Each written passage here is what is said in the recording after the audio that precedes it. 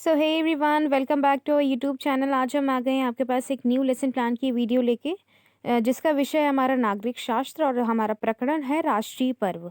और ये जो प्लान है वो कक्षा 7 के लिए है। क्लास 7 का ये प्लान है और इसकी अवधि है 35 मिनट्स। तो चलिए हम इस प्लान को देखते हैं। तो सबसे पहले हमें यहाँ पे एज यूजुअल क्या डालना है, सामान्य उद्देश्य यहाँ पे आपको लिखने होंगे। सामान्य उद्देश्य यहाँ पे कितने हैं, टोटल 5 हैं। इसमें आपको सब्जेक्ट से रिलेटेड और आपके इस टॉपिक से रिलेटेड आपको जनरल एम्स लिखने होंगे, क्योंकि इस तरीके से हमें बच्चों के विचारों को और ज़्यादा इम्प्रूवमेंट लानी है, किस तरीके से हमें रुचि बढ़ानी है, किस तरीके से हमें बच्चों को सोसाइटी के बारे में, कल्चर के बारे में, इन सब के बारे में हमें नॉलेज देनी। तो ये सारे आपको क्या करने, सामान्य उद्देश्य यहाँ पे बच्चों को देने कि हमें हिंदी भाषा के प्रति रुचि उत्पन्न करवानी है, शब्द भंडार में वृद्धि करानी है। तो ये सारे पॉइंट्स आप यहाँ पे इसमें सामान्य उद्देश्य में क्या करोगे, मेंशन करोगे।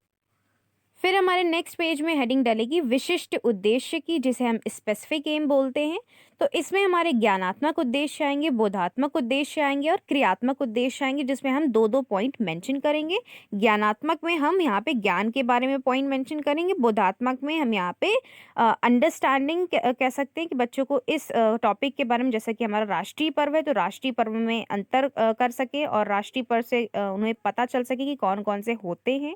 और क्रियात्मक मीन्स आपकी जो एप्लीकेशन जो चीज़ें होती हैं, जिसमें आप प्रैक्टिकल बेस्ड चीज़ें आप जो करते हो, जो आप नॉलेज सीखते हो और अपने रियल वर्ल्ड में यूज़ करते हो, उसको हम क्रियात्मक उद्देश्य बोलते हैं।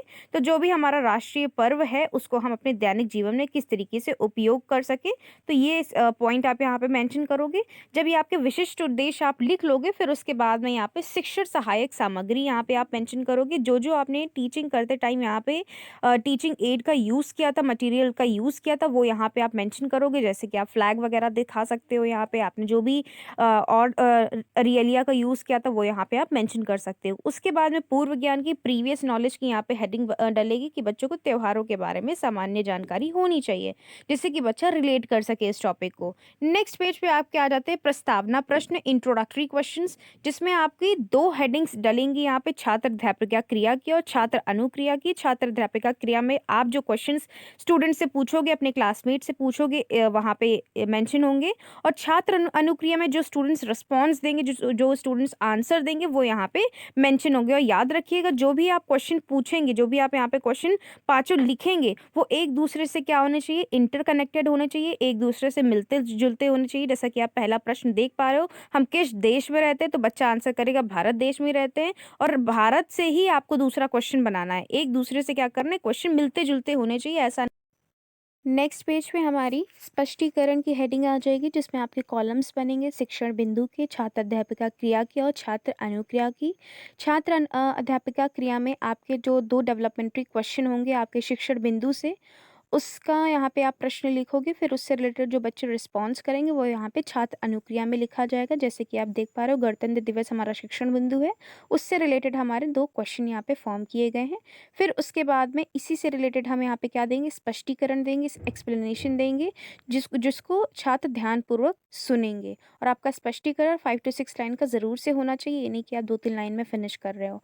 फिर उसके बाद में नेक्स्ट पेज पे हमारी अगेन से फिर कौन सी हेडिंग आ जाएगी, कौन से कॉलम बनेंगे, शिक्षण विधि की, शिक्षण सहायक सामग्री की और शामपट्ट कार्य की। शिक्षण विधि में आपके टीचिंग मेथड आ जाते हैं, जो कि हमारे प्रश्नोत्तर विधि है और व्याख्यान विधि। और शिक्षण सहायक सामग्री में आप यहाँ पे टीचिंग एड A4 शीट में बना के स्टिक करोगे। देन शामपट्टकार में आपने जो भी ब्लैक बोर्ड वर्क पे यहाँ पे लिखा होगा वो यहाँ पे आप मेंशन करोगे, टॉपिक से रिलेटेड ये यहाँ पे आप लिखोगे। देन नेक्स्ट पेज पे हमारा सेकंड शिक्षण बिंदु आ जाता है। सेम हेडिंग सारी ही पढ़ेंगी, बस आपके यहाँ पे डेवलपमेंट क्वेश्चन चेंज हो जाएंगे और स्पष्टीकरण चेंज हो जाएगा, क्योंकि यहाँ पे आपने शिक्षण बिंदु को चेंज कर दिया। अब यहाँ पे हम स्वतंत्रता दिवस लिए हैं, तो उससे रिलेटेड हमें यहाँ पे दो क्वेश्चन फॉर्म करने हैं। और जैसा कि आप देख सकते हो, यहाँ पे फॉर्म अच्छे से किए गए हैं, यही आप नोट डाउन कर सकते हो। फिर उसके बाद में स्पष्टीकरण हम लिखेंगे। स्पष्टीकरण हमारे शिक्षण बिंदु से रिलेटेड होना चाहिए, जैसे कि मैंने अभी पहले शिक्षण बिंदु में आपको बताया था। देन अगेन से वही सेम हेडिंग यहाँ पे भी पड़ेगी, वही सेम कॉलम बनेंगे, शिक्षण सहायक सामग्री की, शिक्षण विधि की, शामपट्टकार की। शिक्षण विधि में आपके टीचिंग मेथड आ जाएंगे जो भी आपने यूज़ करे हैं, और शिक्षण सहायक सामग्री में टीचिंग एड यहाँ पे लगेगा A4 शीट में। देन शामपट्टकार में आपका ब्लैक बोर्ड वर्क हो जाएगा, ये भी आप एज इट इज़ लिख सकते हो। अगर आपने और भी ऐड इसमें करा है और भी आप पॉइंट्स ऐड करना चाहते हो तो आप कर सकते हो। यहाँ पे हमारा जो ये शिक्षण बिंदु है वो क्या हो जाएगा, कंप्लीट हो जाता है।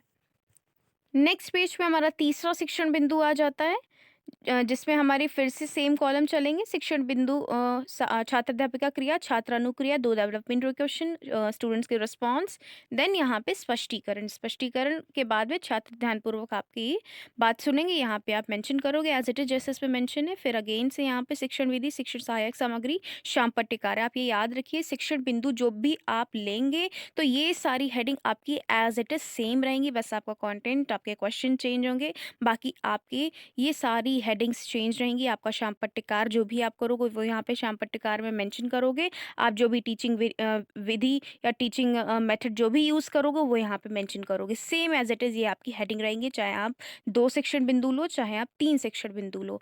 आई होप ये आपको मेरी बात अच्छे से क्लियर हो गई होगी। इसके बाद में हमारे बोधात्मक प्रश्न आ जाते हैं, क्योंकि यहाँ पे हमारा ये जूनियर क्लास का प्लान था, तो इसलिए हमने यहाँ पे 3 शिक्षण बिंदु लिए थे। फिर उसके बाद में हमारे बोधात्मक प्रश्न आ जाते हैं। बोधात्मक प्रश्न क्या होते हैं? कॉम्प्रिहेंसिव क्वेश्चंस होते हैं, जो भी आपने चैप्टर में पढ़ाया, बच्चों से आपको टेस्ट लेना है कि बच्चों को ये चैप्टर समझ में आया है कि नहीं। तो उससे ही रिलेटेड यहाँ पे आपको क्वेश्चन फॉर्म करने होते हैं। तो यहाँ पे आप देखो, चैप्टर से ही रिलेटेड जो आपने शिक्षण बिंदु लिए थे उसी से रिलेटेड यहाँ पे क्वेश्चन फॉर्म किए गए हैं। और यहाँ पे आप शामपट सारांश में ही पूरा आप लिखोगे, ब्लैक बोर्ड पे लिखोगे, यहाँ पे स्टिक करोगे ब्लैक चार्ट पेपर पे, और ग्रे कलर के पेन से या पे पेंसिल से आप यहाँ पे ये पॉइंट्स, इनके आंसर लिखोगे। फिर उसके बाद में हमारे नेक्स्ट पेज पे निरीक्षण कार्य की सुपरविजन की हेडिंग आ जाएगी, जिसमें हम स्टूडेंट से कहेंगे कि जो भी हमने ब्लैक बोर्ड पे वर्क किया है उसको आप नोट डाउन कर लें अपने नोटबुक में, और हम सभी की सीट में चेक करने के लिए आ रहा है। ये आप क्या दोगे? इंस्ट्रक्ट करोगे, स्टूडेंट को बोलोगे। फिर उसके बाद में पुनरावृत्ति क्वेश्चन आ जाएंगे आपके, जो कि आप रोलर बोर्ड पे लिखोगे, ब्लैक कलर का जो भी आपके पास होगा उस पर आप लिखोगे, और यहाँ पे सारे क्वेश्चन नोट डाउन करोगे। सही या गलत के यहाँ पे प्रश्न है तो यही आप सेम क्वेश्चन उसमें रोलर बोर्ड पे नोट डाउन करोगे। वन बाय वन सारे बच्चे को बुलाओगे, हाथ खड़ा करोगे कि किस बच्चे को आंसर आता है तो वो बच्चा यहाँ पे आके फिल करेगा। फिर उसके बाद में गृह कार्य की हेडिंग आ जाएगी, आपको यहाँ पे होमवर्क देना होगा, और यहीं पे हमारा लेसन प्लान की जो है वो कंप्लीट हो जाता है। आई होप ये वीडियो आपके लिए हेल्पफुल रही होगी। अगर आपको और भी सब्जेक्ट के लेसन प्लान चाहिए तो कमेंट सेक्शन में मुझे ज़रूर से बताइएगा। लिंक मैंने डिस्क्रिप्शन बॉक्स में दे दिया, बाकी सब्जेक्ट की भी आप लेसन प्लान देख सकते हो। Thanks for the watching this video.